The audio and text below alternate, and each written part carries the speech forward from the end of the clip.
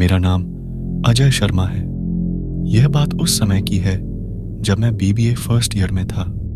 उस समय मैं मेरे कॉलेज के पास ही के एक हॉस्टल में रह रहा था। मुझे प्रतिलिपि पर हॉरर कहानियां पढ़ना पसंद था। मैं रोज कोई ना कोई हॉरर स्टोरी पढ़ता ही था, तभी मुझे नींद आती थी। ऐसे ही एक दिन मैं रात को प्रतिलिपि पर एक चुड़ैल की हॉरर स्टोरी पढ़ रहा था। कहानी पढ़ते पढ़ते मुझे कब नींद आ गई और रात के तकरीबन 2 बजे मेरी नींद खुली। मैंने अपने कमरे की खिड़की खोली और बाहर का नज़ारा देखने लगा। आज बाहर काफ़ी तेज़ हवा चल रही थी। साथ ही में मैं आपको बताना चाहता हूँ कि मेरे हॉस्टल के आसपास काफ़ी पेड़ पौधे हैं। मेरे हॉस्टल के आसपास कम ही लोग रहते थे। हॉस्टल के पीछे की ओर एक घना जंगल था। मेरे रूम की खिड़की जंगल की ओर थी। मैं अपने पलंग पर लेट गया और सोने की कोशिश करने लगा, पर मुझे नींद नहीं आ रही थी। थोड़ी देर बाद मेरी आंख लग गई। मेरी नींद एक खटखट की आवाज़ से खुली। उस समय मैं अपनी खिड़की पर पर्दा लगाना भूल गया था। बाहर एक हाथ दिख रहा था जो लगातार मेरी खिड़की के शीशे पर नॉक कर रहा था। यह देखकर तो मेरी हालत ही खराब हो गई, क्योंकि मेरा रूम तीसरे फ्लोर पर था। मैंने देखा कि बाहर जो कोई भी था, अब वो तेजी से खिड़की खटखटा रहा था। धीरे धीरे वो 2 हाथों से खिड़की को खटखटाने लगा। धीरे धीरे वो मेरे सामने आने लगा। मेरी तो डर से हालत ही खराब हो गई थी। मेरे मुंह से ना तो आवाज निकल रही थी और न ही मैं हिल पा रहा था। मैंने देखा कि एक झुर्रीदार चेहरे वाली औरत मेरी खिड़की के कांच से चिपकी है और लगातार मुझे ही देखे जा रही है। वो औरत मेरी खिड़की को खोलना चाहती थी, पर खिड़की अंदर से बंद थी। अब वो औरत खिड़की को जोर जोर से पीटने लगी और काफी गुस्से से मुझे देखने लगी। मैं समझ गया कि आज ये मुझे नहीं छोड़ेगी। फिर वो औरत शांत हो गई और मुझे इशारों ही इशारों में इस खिड़की को खोलने के लिए कहने लगी। पर मेरी हालत तो ऐसी थी कि मानो मुझे काटो तो खून नहीं। एकदम वो औरत वहां से कहीं गायब हो गई। मेरा दिल अभी भी तेजी से धड़क रहा था। तभी मेरी खिड़की पर तेजी से नॉक हुई। वो औरत फिर से आ गई थी, पर मैंने अपनी हिम्मत जुटाई और तेजी से खिड़की के पर्दे को बंद कर दिया। मैं जोर जोर से चिल्लाने लगा। शोर सुनकर मेरे दोस्त और हॉस्टल का रखवाला वहां पर आया। सभी मेरी हालत देखकर हैरान थे कि आखिर इसे क्या हो गया है। मैंने सबको उस औरत की बात बताई। तभी मेरे एक दोस्त ने खिड़की का पर्दा खोला, पर बाहर कोई नहीं था। सभी को लगा कि मैंने कोई सपना देखा है, पर हकीकत कुछ और थी। मेरा चौकीदार रात को मेरे साथ ही सोया था, क्योंकि अब अकेले में मैं सो नहीं सकता था। उस हॉस्टल के रखवाले ने मुझसे कहा कि भैया जी, आपने उसकी आंखों में तो नहीं देखा ना? मैंने कहा, किसकी आंखों में? उसी चुड़ैल की आंखों में। उसने कहा, पर तुमको कैसे पता? और उसकी आंखों में देखने से क्या होता? मैंने पूछा। भैया जी, अगर आप उसकी आंखों में देख लेते तो अब तक आपको वो चुड़ैल अपने साथ ले गई होती। जो भी इस कमरे में रहता है उसके साथ ऐसा ही होता है। इस हॉस्टल से 1-2 बच्चे गायब भी हो गए, जिनका कोई पता नहीं चला। उन्हें वो चुड़ैल अपने साथ ले गई और उन्हें खा गई। ये सुनकर मेरा कलेजा मेरे मुंह में आ गया। खैर, कल मैं आपको एक नया कमरा दे दूंगा, रखवाले ने कहा। अगले दिन मैंने अपना हॉस्टल ही बदल लिया। अब मैं एक ऐसे इलाके में रहता हूं जहां पर आसपास कोई जंगल नहीं है। ये डरावनी कहानी है एक ऐसी शहरी की के बारे में है जो शहर से दूर एक गांव में अपने छोटे घर में समय बिताती है, जहां उसका सामना एक भयानक चीज से हो जाता है। मेरा नाम संजना है और मैं 26 साल की हूँ। मैं शहर में एक ऑफिस में काम करती हूँ। छुट्टियों में मुझे शहर की भीड़ भाड़ से दूर किसी गांव में समय बिताना बहुत पसंद है। एक छोटे से गांव में मेरा घर है, जो कि जंगल के बिल्कुल किनारे पर बसा हुआ है। पर एक हादसे के बाद मैंने उस गांव में जाना छोड़ दिया। मैं काम से बहुत थक गई थी। मुझे आराम की सख्त ज़रूरत थी, इसीलिए मैंने शहर से बाहर जाने की सोची। मैं अपने घर गई, अपना सामान पैक किया और अपनी कार से गांव की तरफ निकल गई। जब मैं गांव पहुंची तब शाम हो चुकी थी और मैं लॉन्ग ड्राइव की वजह से काफ़ी थक गई थी। मैं सीधे बिस्तर पर गई और सो गई। आधी रात को मेरे कार के अलार्म के बजने के कारण मेरी नींद खुली। मैंने खिड़की से बाहर की ओर देखा, पर वहां कोई भी नहीं दिख रहा था। मैंने अपनी कार की चाबी ढूंढी और अलार्म को बंद किया। जब वह तेज अलार्म बंद हुआ तो मैं फिर से बेड पर लेट गई और सोने की कोशिश करने लगी। थोड़ी देर बाद फिर से अलार्म बजने लगा। मैंने सोते हुए अलार्म को बंद कर दिया। सब कुछ एकदम शांत था, चारों तरफ खामोशी थी।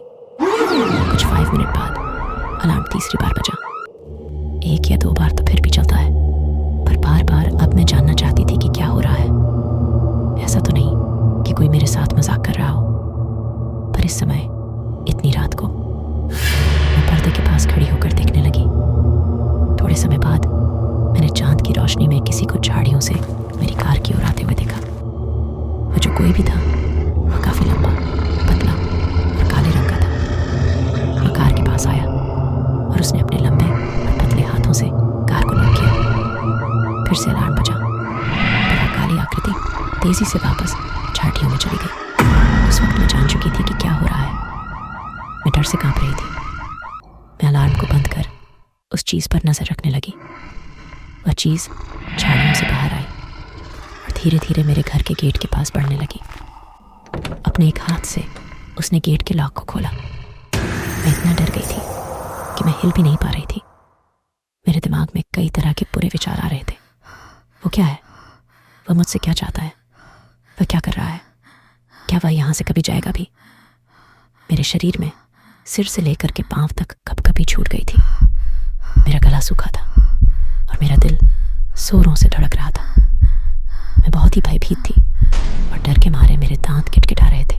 मैंने खुद पर काबू पाया और मैं उतनी तेजी से नीचे चली गई जितनी तेजी से मैं जा सकती थी। मैं बस लाइट्स ऑन इन करने ही वाली थी कि तभी मेरे पैर जम गए। काली आकृति खिड़की के यहाँ खा टेढ़ी थी और खिड़की से अंदर की ओर देख रहा था कि कोई अंदर है या नहीं। मैं जल्दी से अपने सोफे के पीछे छुप कर देखने लगी। तब मुझे समझ आया कि कार के साथ छेड़छाड़ करना केवल उसका अपने शिकार को बाहर लाने का तरीका था। मैं उसके डरावने चेहरे से अपनी आंखों को हटा नहीं पा रही थी। उसकी चमड़ी राख की तरह थी जिस पर सिलवटें पड़ी हुई थी। उसकी आंखें छोटी और पूरी तरह से काली थी। उसकी नाक की जगह पर 2 बड़े-बड़े गड्ढे थे। उसके चेहरे पर होठों की जगह बड़े-बड़े पैने दांतों की 2 लाइनें थी। उसकी सांस बहुत भारी और डरावनी थी, जो कि खिड़की पर भाप की तरह साफ नजर आ रही थी। मैं जानती थी कि वह जाने वाला नहीं है। खिड़की के पास थोड़ी देर तक खड़े रहने के बाद मुझे उसकी फ्रंट डोर को खोलने की आवाज़ आई। मैंने देखा कि वह दरवाजे के हैंडल को खोलने की कोशिश कर रहा था और उसके बाद उस जानवर ने एक तेज आवाज़ निकाली। वह आवाज़ किसी इंसान की तो नहीं हो सकती थी।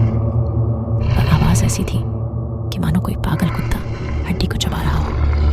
गहरी तथा भयंकर जानवर के गुर्राने की आवाज़ थी उसकी। मैं जानती थी कि यदि इसने मुझे देख लिया तो यह कुछ भी कर अंदर आ जाएगा। मैंने अपने आप को सोफे के पीछे छिपाया। मैं सोफे की परछाइयों में छिपना चाहती थी और बिल्कुल भी आवाज़ नहीं करना चाहती थी।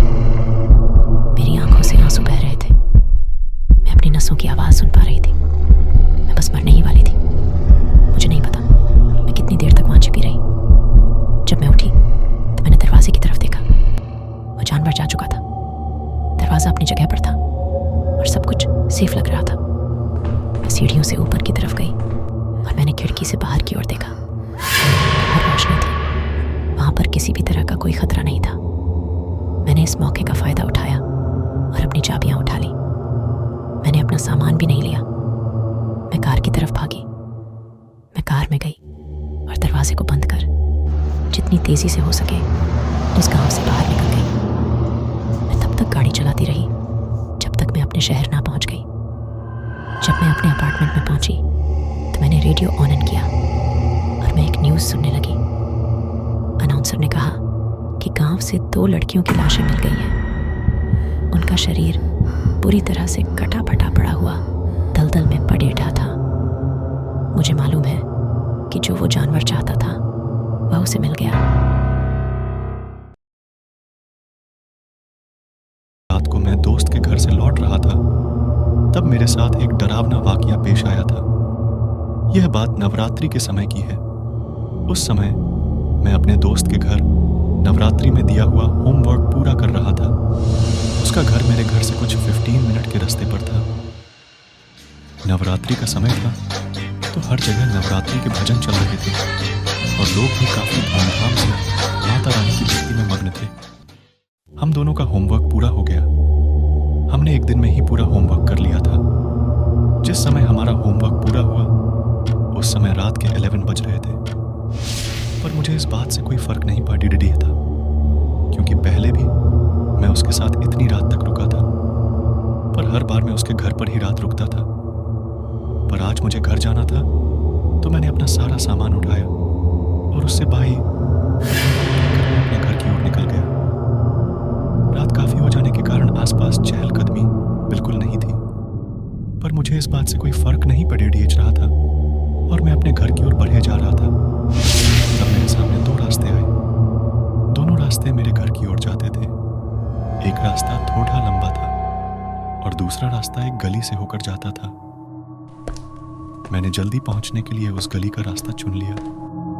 वो एक सुनसान गली थी और वो एक ऐसी गली थी जिसमें लोग रात तो क्या सुबह भी मुश्किल से जाते थे।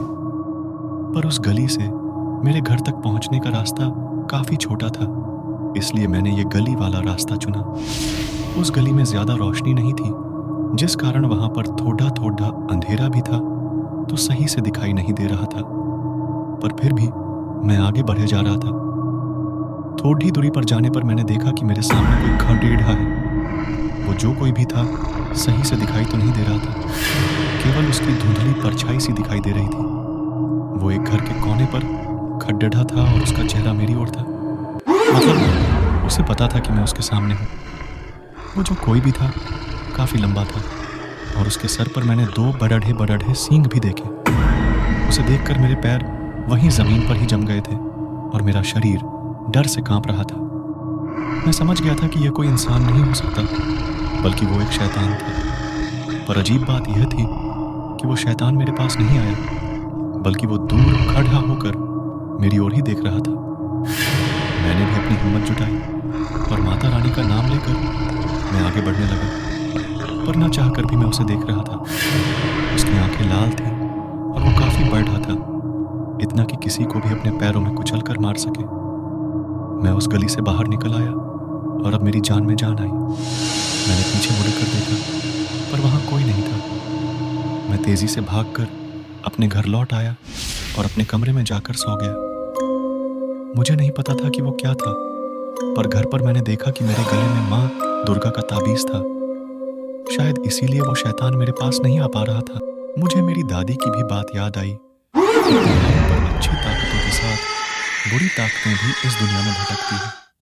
ये ताकतें रात के समय बहुत ज्यादा सक्रिय रहती है, इसलिए हमें ऐसी ताकतों से बचकर रहना चाहिए और सुनसान जगहों पर जहां कोई आता जाता नहीं है वहां नहीं जाना चाहिए। यह बात मैंने अपने घर में किसी को भी नहीं बताई, क्योंकि मैं नहीं चाहता कि सब मेरी वजह से चिंता करें। आपको हमारी ये खौफनाक कहानी पसंद आई तो हमें सब्सक्राइब करें। यदि आपके साथ कभी कोई डरावनी घटना हुई है तो हमें कमेंट करके ज़रूर बातें। हम आपके साथ हुए घटना को अपने चैनल पर जल्द ही प्रसारित करेंगे। धन्यवाद।